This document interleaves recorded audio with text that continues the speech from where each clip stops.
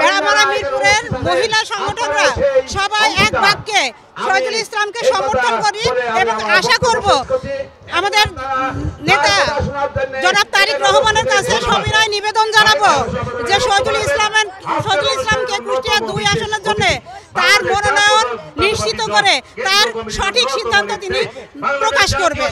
নারীদের প্রতি বিএনপির যিনি অভিভাবক, আমাদের যে অ্যাক্টিং চেয়ারম্যান জননেতা জনাব তারেক রহমান, উনি মারাত্মক গুরুত্ব দিয়েছেন মহিলা নেত্রীর প্রতি।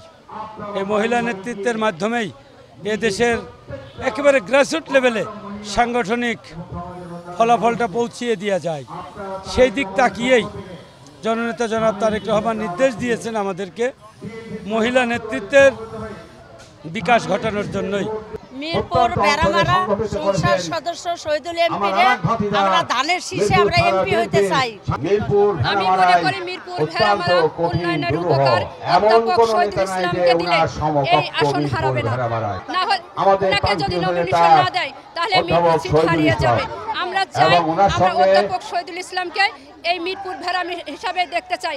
ঘরে ঘরে ধরে ধরে ওয়ার্ডে সব জায়গায় আমরা পৌঁছে যাচ্ছি এবং 31 দফা পালন করছি তারেক রহমানের জন্য। এবং আমাদের এই প্রাণের চেয়ে প্রিয় নেতা, মাটি ও মানুষের নেতা অধ্যাপক শহীদুল ইসলামের এই নেতাকে আমরা পাশে চাই। এই নেতা ছাড়া আমরা কাউকে দেখতে চাই না মিরপুর ভেড়ামারার মাটিতে।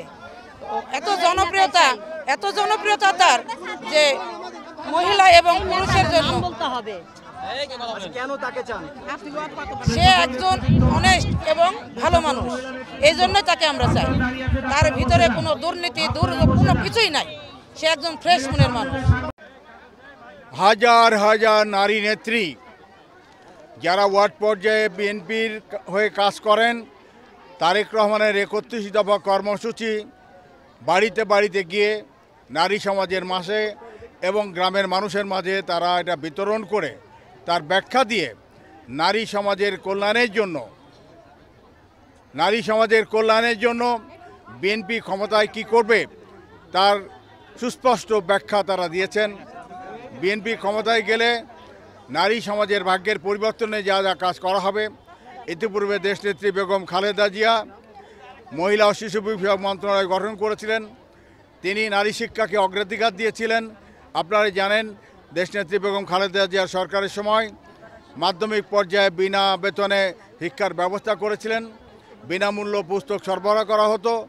প্রাইমারি স্কুলে আপনারা জানেন খাদ্যের বিনিময়ে শিক্ষা কর্মসূচি চালু করা হয়েছিল। আজকে আমাদের নেতা জনাব তারেক রহমান ঘোষণা করেছেন নারীর ক্ষমতায়ন বৃদ্ধি করা হবে, সরকারি চাকুরির ক্ষেত্রে নাগরিকদের যেমন অগ্রাধিকার দেওয়া হবে, সব চাকুরি বাকুরিতে অগ্রাধিকারের পাশাপাশি নারীদেরকে উপযুক্ত প্রশিক্ষণ দিয়ে তাদেরকে অর্থায়ন করে তাদেরকে স্বনির্ভর করার জন্য কর্মসূচি দেওয়া হবে। নারীদেরকে সকল নির্বাচনে অগ্রাধিকার দেওয়া হবে। এক কথায় নারীদের উপর যে অত্যাচার নির্যাতন হয় সেজন্য বিশেষ আইন তৈরি করে তাদের সুরক্ষা বা নিরাপত্তা দেওয়া হবে।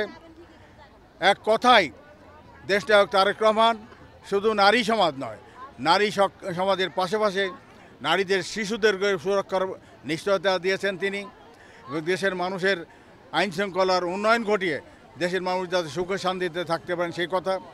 আজকে আমাদের এই সমাবেশের আসল উদ্দেশ্য আমাদের যে নারী বোনরা এখানে আসছেন, নারী নেতৃবৃন্দ এখানে আসছেন, তাদেরকে জনাব তারেক রহমানের পক্ষ থেকে সেই আহ্বান জানানো। আপনারা ইতিমধ্যেই 31 দফা কর্মসূচি যেটা আপনারা ঘরে ঘরে পৌঁছে দিয়েছেন, মানুষের মধ্যে বিতরণ করেছেন, এগুলো সম্পর্কে ব্যাখ্যা দিয়েছেন। এখন যে কাজ হচ্ছে যে বিশেষ করে জামাত ইসলামী নামে একটি রাজনৈতিক দল তাদের বোরকা পরা নারী কর্মীদের ঘরে ঘরে পাঠিয়ে তারা জনগণকে বিভ্রান্ত করেন এবং তারা বলে যে তাদের দল করলে এটা আল্লাহর দল, তাদের দল করলে আর ইহানত দিলে নাকি বেহেশতে যাওয়া যাবে।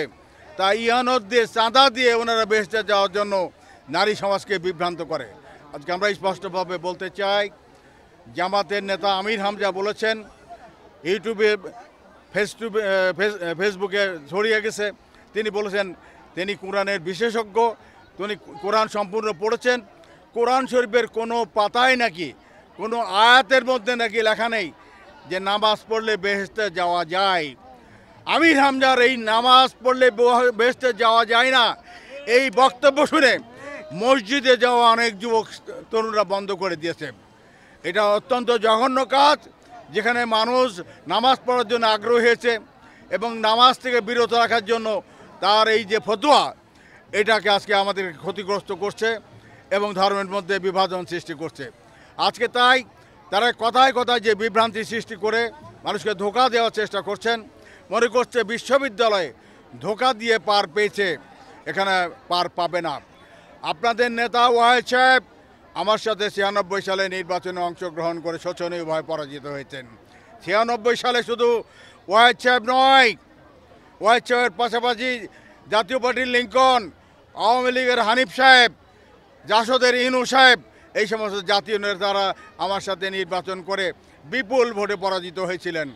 ইনশাল্লাহ আজকে নারী সমাজের কাছ থেকে আপনারা জানতে চাইবেন এই নারী সমাজ আগামী নির্বাচনে বিএনপির পক্ষ থেকে শহীদুল ইসলামকে তারা চায় কিনা, আর শহীদুল ইসলাম যদি ধানের শীষ নিয়ে মনোনীত হয় তাহলে এই নারী সমাজ শহীদুল ইসলামের নির্বাচনের জন্য কাজ করবে কিনা আপনারা এটা জিজ্ঞাসা করবেন।